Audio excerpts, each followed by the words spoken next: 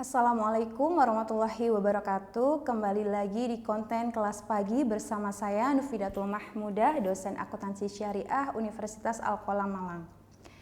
Pada kesempatan ini saya akan menceritakan pengalaman saya ketika melakukan pelatihan pencatatan laporan keuangan di salah satu desa di Kabupaten Malang. Desa tersebut memiliki potensi besar dalam pemberdayaan ekonomi masyarakat melalui UMKM, khususnya yang dijalankan oleh ibu rumah tangga atau bisa disebut dengan IRT berwirausaha. IRT berwirausaha yang saya temui ada 3, yaitu yang pertama Ibu Mega membuka usaha industri tahu, kemudian yang kedua Ibu Erdi yang membuka industri keripik mbote, dan Ibu Tini yang usahanya berdagang mainan anak. Jadi di sini ada 2 usaha. Yang pertama yaitu jenis usahanya usaha manufaktur atau industri, kemudian ada usaha dagang.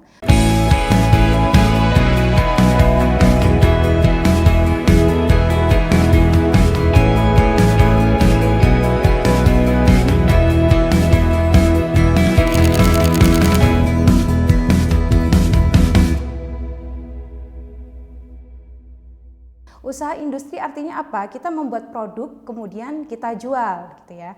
Kemudian kalau usaha dagang, kita kulak dagang, kita kulak barang, kemudian kita tambah untuk laba yang kita mau, kemudian kita jual sesuai dengan harga kulak plus laba yang kita inginkan tadi, seperti itu ya.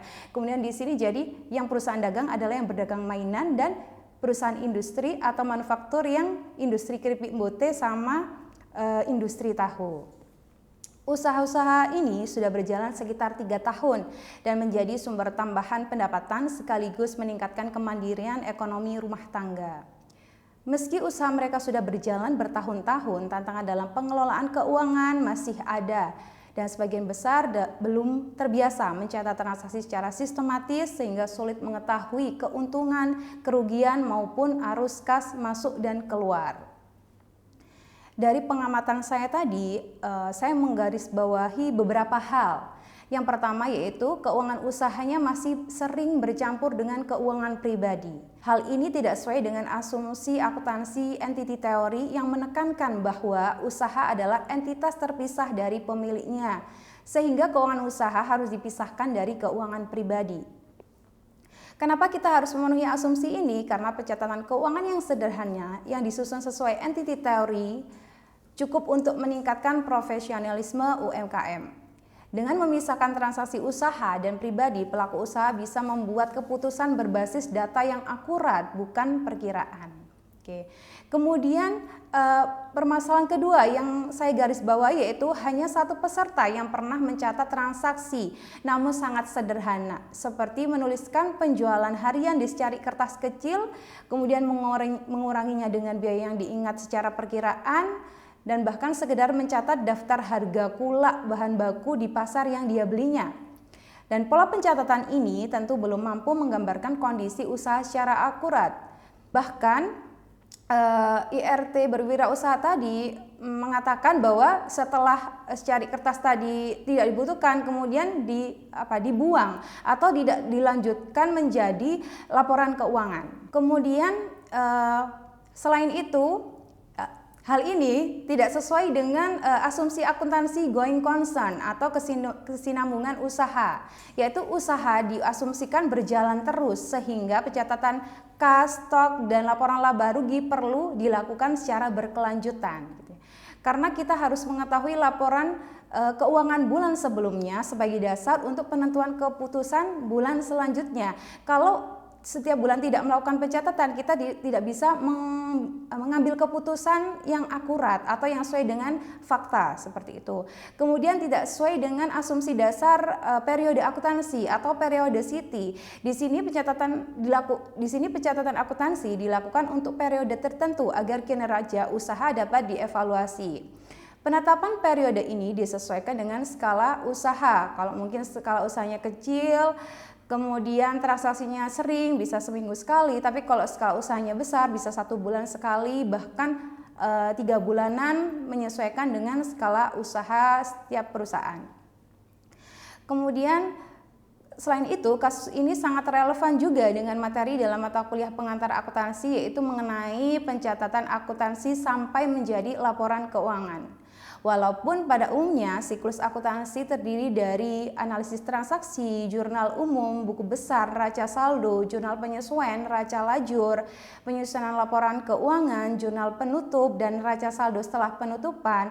Namun dalam skala UMKM ini tidak perlu membuat beberapa laporan tadi, cukup menyesuaikan dengan skala usahanya. Dan berdasarkan pertimbangan saya, untuk skala usaha IRT tadi cukup menyusun 3 laporan keuangan. Yang pertama yaitu laporan kas masuk dan keluar, yaitu untuk memantau arus kas harian, yaitu berapa kas yang masuk, berapa kas yang keluar, dan saldo akhir harian kas. Kemudian yang kedua laporan stok barang, yaitu untuk memantau persediaan bahan baku dan produk. Di sini lebih ke produk. Jadi kalau misalkan di perusahaan manufaktur berapa produk yang dihasilkan, kemudian yang dijual berapa dan sisanya berapa. Kalau di perusahaan dagang barang yang dibeli berapa, yang dijual berapa, dan kemudian sisanya berapa.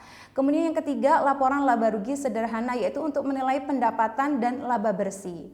Tujuan utama laporan laba rugi ini yaitu untuk mencari laba bersih, yaitu secara umum pendapatan dikurangi beban sama dengan laba. Namun ada perbedaan dalam perusahaan dagang dan perusahaan manufaktur. Dalam perusahaan dagang itu pendapatan itu hasil penjualan kita, kemudian dikurangi dengan beban pokok penjualan atau bisa dikatakan sebagai harga kula, itu namanya laba kotor, kemudian dikurangi dengan beban lain-lain baru ketemu laba bersih. Tapi kalau dalam perusahaan manufaktur itu total penjualan dikurangi dengan beban-beban produksi yang berkaitan dengan produk yang dihasilkan seperti biaya overhead pabrik, kemudian tenaga kerja dan bahan baku. Kemudian setelah itu ketemu laba kotor, dikurangi beban-beban yang lain, kemudian baru ketemu laba bersih.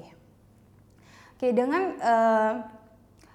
dengan observasi yang saya dapatkan tersebut, kemudian saya memutuskan untuk memberikan pelatihan pada 3 UMKM tadi, yaitu untuk melakukan pencatatan laporan keuangan sesuai dengan transaksi yang terjadi pada masing-masing usaha selama 7 hari. Dan dari pelatihan tersebut mereka sudah bisa mempraktikkan dalam usahanya, mereka mengetahui berapa kas yang keluar dan masuk beserta saldonya, kemudian mereka tahu laba rugi dalam perusahaannya, dan mereka tahu stok barang yang dibeli, diproduksi, dijual, dan sisanya berapa selama 7 hari pelatihan.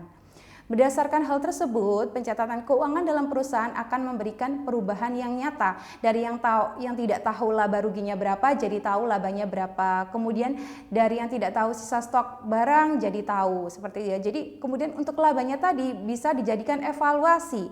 Kalau misalkan dia memproduksi barang sekian, labanya sekian. Kalau misalkan dia menjual sekian, labanya sekian, dan hal tersebut bisa dijadikan cerminan untuk periode selanjutnya. Kemudian dari perspektif pengantar akuntansi, kegiatan akuntansi ini membuktikan bahwa penerapan entity teori dan asumsi akuntansi dasar dapat dilakukan pada UMKM skala mikro. Kemudian selain itu, laporan keuangan sederhana juga menjadi alat penting untuk memantau kinerja, kemudian mengendalikan biaya dan membuka peluang pengembangan usaha. Dan akuntansi sederhana yang terstruktur memberdayakan UMKM agar tumbuh profesional, berkelanjutan, dan mampu mengambil keputusan tepat meskipun usaha telah berjalan selama 3 tahun. Dan dalam hal tersebut, akuntansi menjadi alat praktis untuk mengelola usaha secara profesional meski berskala mikro. Jadi buat kalian yang sudah memiliki usaha, tidak perlu menunggu besar dulu untuk mencatat laporan keuangan. Silakan mulai mencatat laporan keuangan sejak berdirinya usaha kalian. Diawali dengan modal awal dulu, kemudian beban-beban yang kalian keluarkan untuk mendapatkan pendapatan dan laba. Oke, sekian kelas pagi kali ini. Terima kasih atas perhatiannya. Wassalamualaikum warahmatullahi wabarakatuh.